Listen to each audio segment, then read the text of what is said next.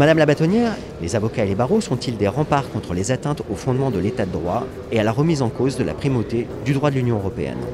Oui, absolument. On a évidemment au barreau de Paris un certain nombre d'actions auxquelles nous tenons beaucoup.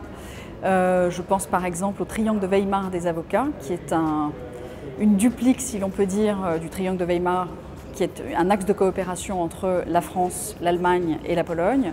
On a dupliqué ça avec les avocats entre le barreau de Varsovie, le barreau de Paris et le barreau allemand. Et on a été ensemble à Berlin au mois d'octobre pour assister à la première réunion publique et ouverte de cet axe de coopération entre nos barreaux, qui a effectivement pour objectif de venir au soutien de nos confrères polonais parfois menacés, y compris même des juges polonais. Et on a eu ce matin un magnifique témoignage de Paweł Łużycin, qui est un juge polonais suspendu de ses fonctions parce qu'il a eu le malheur d'appliquer le droit de l'Union européenne. On est vraiment dans notre thème d'actualité. C'est un exemple par ailleurs assez magnifique d'une coopération entre avocats et magistrats. Ce triangle de Weimar des avocats a donc pour objet ce soutien à nos confrères et aux juges et plus généralement de surveillance en réalité des éventuelles atteintes à l'état de droit au sein même de l'Union européenne. On a également le programme REPI, qui est un programme spécifique du barreau de Paris, un programme phare qui a été mis en œuvre et qui est entré dans sa phase opérationnelle en 2021, puisque nous avons accueilli nos premiers confrères. C'est un programme qui est destiné à accueillir des avocats qui sont en danger ou qui sont menacés ou qui subissent un certain nombre de pressions dans l'exercice de leur métier parce qu'ils vont défendre des minorités, parce qu'ils vont défendre des opposants politiques, des journalistes, et qu'à ce titre, ils sont pressurisés par le pouvoir politique. Et nous les accueillons pendant une période maximum de 3 mois à Paris. Nous les prenons complètement en charge au barreau de Paris. Et c'est un exemple extrêmement concret du soutien que nous pouvons apporter à nos confrères. On est évidemment extrêmement attachés également, pour finir sur ce thème-là, à la future convention européenne des avocats qui effectivement va permettre, on l'espère, un bloc de garantie au sein de l'Union européenne en faveur de la profession d'avocat et de la défense des droits de la défense.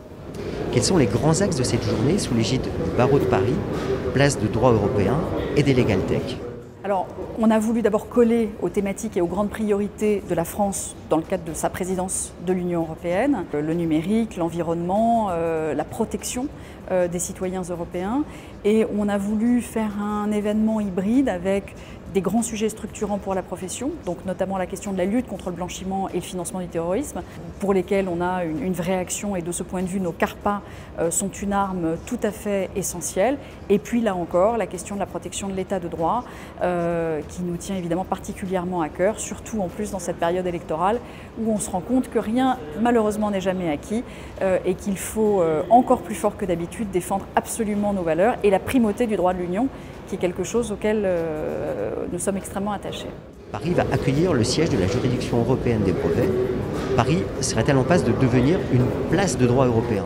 Alors Paris est déjà une place de droit européen et déjà une place de droit international, puisque le barreau de Paris se caractérise d'abord par l'accueil d'un certain nombre d'avocats étrangers, par un certain nombre de cabinets d'origine étrangère qui sont implantés à Paris, et aussi, si je puis dire à l'inverse, on a quasiment 2000 avocats inscrits au barreau de Paris, mais qui exercent à titre principal à l'étranger et qui sont pour nous une très très grande force, parce que en effet, ce sont pour nous des agents du rayonnement du barreau de Paris. Donc Paris est déjà en effet une place de droit européen, mais il est absolument évident que l'installation de la juridiction unifiée des brevets à Paris nous permet de poser une pierre de plus à cet édifice de Paris, place du droit européen, puisqu'effectivement il va s'agir d'avoir cette juridiction compétente en matière d'action en contrefaçon, en nullité de brevet, au sein effectivement de l'Union européenne. Donc c'est évidemment une extrêmement bonne nouvelle pour la place de Paris.